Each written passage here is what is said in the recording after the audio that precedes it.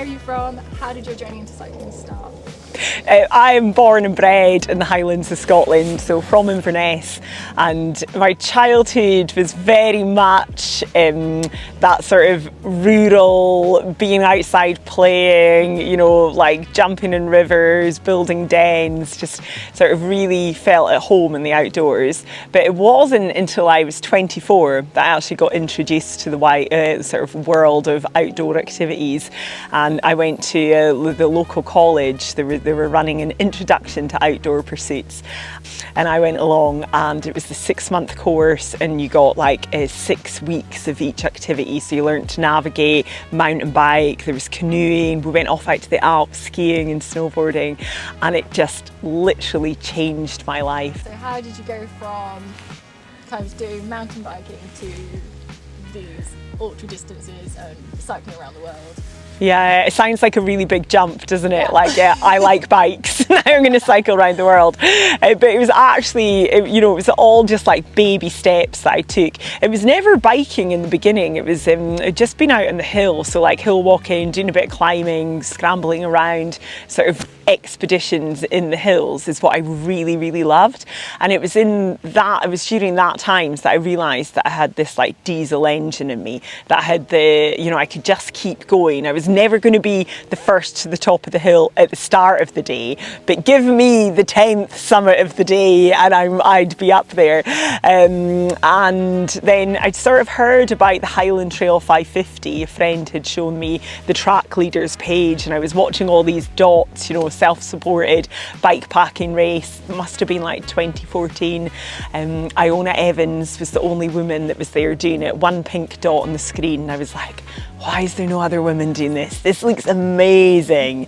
And so I'd sort of taken everything that I'd learned on the hill, and you know, I was handy on a bike. I loved mountain biking, but I'd never really explored that, like how far could I go on a bike, and how much could I carry on the bike. And I remember I had Alpkit dry bags with bungee cords, and that's how I kept everything on, and went away on different tours building up to the Highland Trail, and it just sort of grew from there. I think every time I did a certain distance on my bike, I would come home and I'd be like, wow, like I could do that on a bike. How much further can I go? What inspired me to go around the world? What pulled you to keep going? Do you know, I think it's a hard one to answer, because I look back at it, and of course now it's very linear for me because I've got the hindsight, and it's, you know, been like 6 or 7 years now, and it's old hat, and it's like, oh yeah, that just happened, like boom, boom, boom, boom, boom. So I'm sure it wasn't quite like this, but I was going through this phase of like really testing myself, this period in my life that I was, you know, for the first time I felt really, really fit and capable and strong, and I was like out doing these crazy big cycles and just getting more and more inspired every time I did something. And then it sort of like coincided with meeting the right people at the right time, so like meeting a lot of other women that were out there doing this stuff, and like really strong women, and that just had such a positive impact on me. And I met a coach who had offered me his time and expertise if I wanted to enter a race or anything like that. You know, it was all very low key. I remember I was sitting, I'd just finished a bikepacking race out in Arizona, and I was like lying about after it, you know, it was like lots of downtime, and I was looking on my phone to see what races I could do next year, because with John and these women and this like place that I was at, I felt like I could do something big. And the round the world record came up on my screen, and I was a little bit at the time, I was like, God, I'm doing those distances anyway, like I could literally take on that record. But that was big chat, you know, it was like, oh my God, can ya?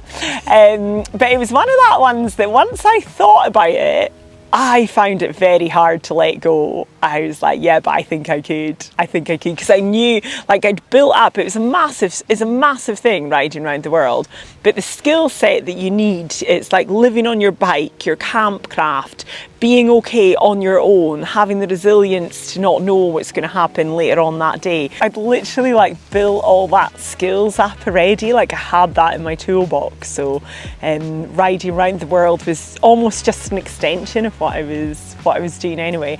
The big bit was believing.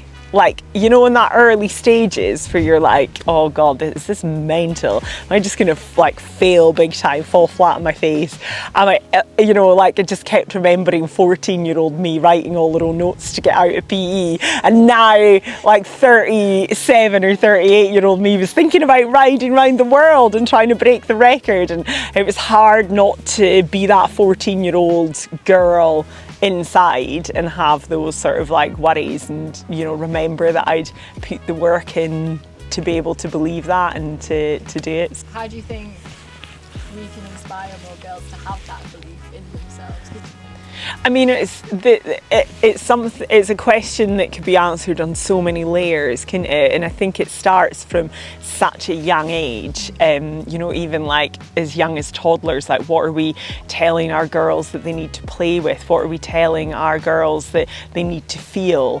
What are we telling our girls is important? And like, you know, you look at messaging on adverts and clothing and toys, and it's like, from that young age, girls aren't necessarily getting taught that they are strong and they are capable and they can be fearless and they can be heroic and they can be in touch with all these amazing sports. And even like the language of you know, young girls, I really hope it's changing, but young girls being classed as tomboys if they're into sports, like somehow that's not a feminine thing. And I think, you know, it's such a huge job that we've got to change language, to change messaging, to like normalise sport, normalise girls at primary, you know, like young. So then when it comes into secondary, obviously, you know, like all our kids are hitting puberty at 12, 13. It's a hard time for them. They're sussing it all out. And if sport isn't normalised, if they can't see women that that it's appealing to be like them, then of course they're not going to want to do it. No, exactly. You know, it's like it needs to be seen like across the board. And I think women, I think girls seeing other women that of all shapes and sizes and colours and everything, like the broad spectrum that means what it means to be a woman in sport, like that needs to be seen. When you were cycling around the world, how did you deal with like your period, like camping, feeling safe while you're camping on your own? Like kind of how did you sort of navigate that kind of? Honestly, I could count on one hand the amount of times I've been asked that question publicly. Like it's so little in that time, and I'm like, God, that's like that's such a huge part for, you know, so many of us. The period thing, so I had, you know, there's ways of like stopping your period if you were going away. So there was like an injection that I could have taken. And I did think about it, but then there was part of me that was like, actually, I just want my body, like, I want to be really in tune with it and know where it's at, and sort of, you know, there's different parts of your menstrual cycle that you've got more energy and different parts that you've got less. And when you know that, then it's easier to like understand yourself, I guess.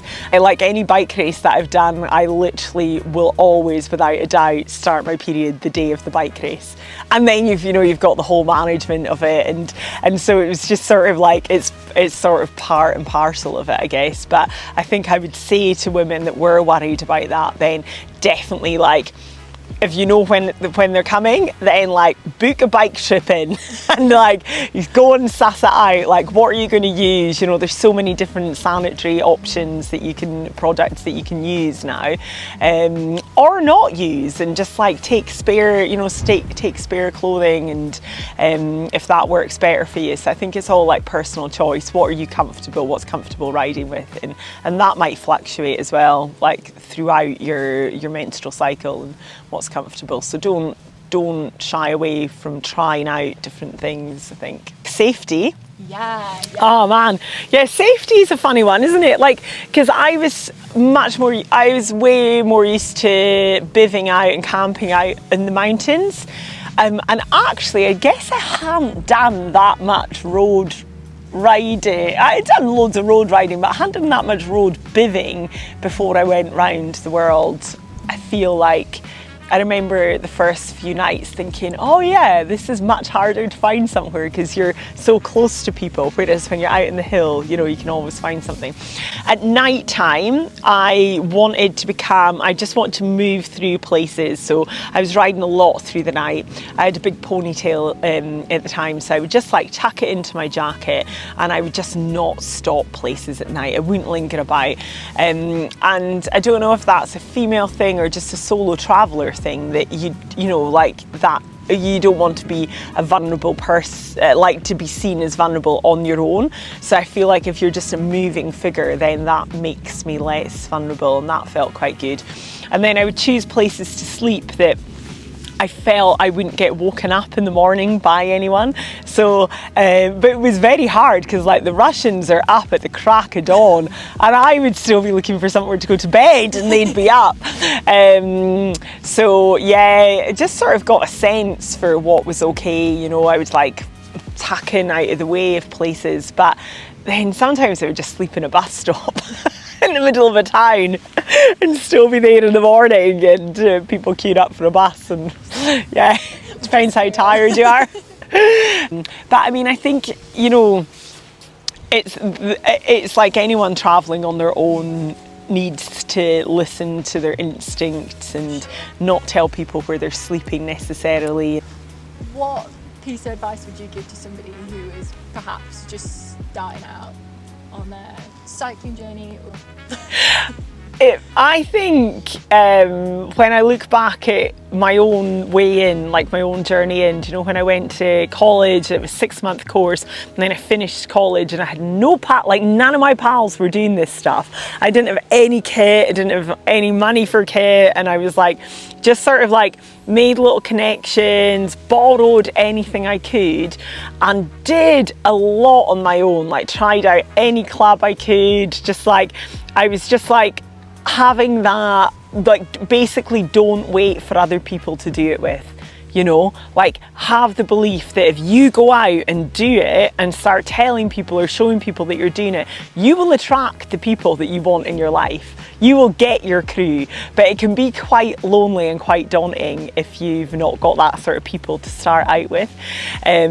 So yeah, so I'd say that, and I'd also say, like, on a sort of safety aspect, or like getting your head around it, you know, like your first overnight, your first bike packing trip, break it down and make it really manageable. Like, I don't recommend going millions of miles from home on your first attempt, you know, like go somewhere that you know that you can cycle to, and you know that you can cycle home if it's like dreadfully uncomfortable.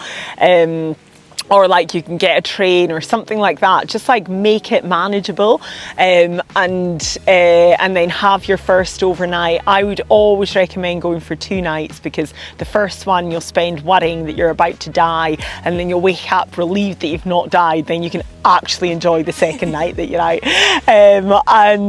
But yeah, just like make that manageable and not too big, because it's easy to look at people that have gone off and done big expeditions and that go and do big adventures, but you know, they all started by doing something manageable and close. It's just like little steps that you take. So figure out what you need, what is your safety net, and sort of like build it out from there. It's very personal, but most importantly, just get started.